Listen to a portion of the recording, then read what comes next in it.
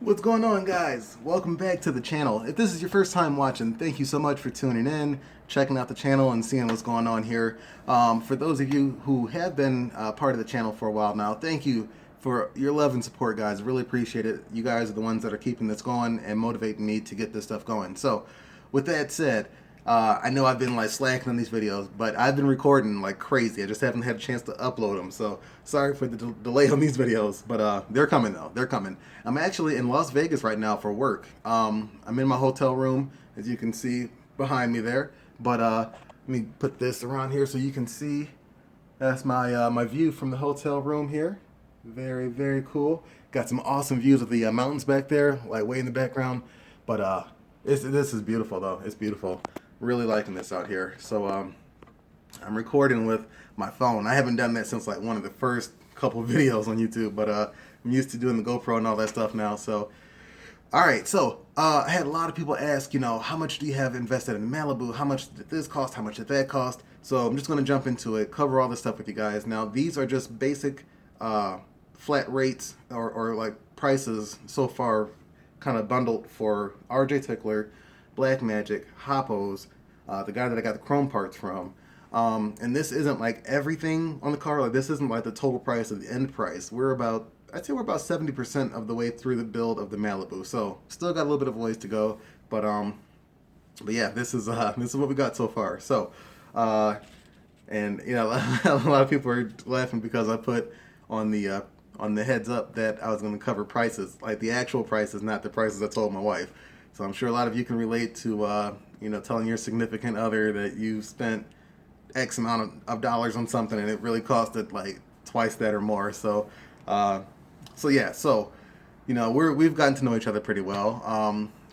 My wife was given the Craigslist prices on this stuff, not the prices I paid for. So we're all gonna find out together. So when I get back home from Vegas, it's gonna be pretty interesting. I might have to make a reaction video on her reaction of how much I got invested so far. So all right, let's do this, guys. Starting off with the car. The car is from Cleveland. Well, right outside of Cleveland. But so 79 Chevy Malibu V8, small block transmission with the turbo 350, and or small block 350 with the turbo 350. But cost on that car was $5,500. So 5,500 on that car. I think I told my wife 1,200 or 1,500. I love you. Before I even get into the rest of these numbers, shout out to my wife, and for those of you who are watching, shout out to your significant others who have been patient and understanding and just very instrumental on their frustrations or concerns with how much you've invested into your vehicles and your projects. If you're like me and you have several projects, that take quite a bit of time to get finished. Please give your significant other a hug. Tell them you love them. Make them some breakfast. Take them out to dinner or something so they can feel appreciated. I'll have to do that quite a bit when I get back from Vegas because I'm sure she'll see this video before I get back. So, all right, guys, jumping into the first category here with Mr. RJ Tickler. This was the man, the myth, the legend, the guy who got this whole thing where it is now. I saw RJ Tickler's videos on his 64. I saw the passion he had for his cars and just low riding and that whole scene. And it really made me feel like I clicked with him and wanted to do business with him. So sent the Malibu out to him to get some work done. The total that I have wrapped up with RJ Tickler on the Malibu right now is $10,303.34. Now, in that price, there's a couple things that are not, or actually there's quite a bit of stuff that's not labor. So that's not labor charges from him. That's labor, that's parts, that's is a lot of different stuff. But there was the frame in there. There was he made some runs to go get some additional accessories that either Hoppos didn't have on the shelf at the time or random spots that I needed some parts from. So Joe went the extra mile and made it happen on his end and went to go source those items. So $10,303.34, and there's all the payments were done through PayPal. So there's like, the 3% additional fees for the total, in there too. So next it's Hoppos. With the Hoppos setup, I got 3 pumps from them. That was $1,653.97. There's been some additional stuff I've purchased since then also. But Armando, out in, I think he's here in Vegas, maybe Arizona, but he's West Coast though. He's out here somewhere.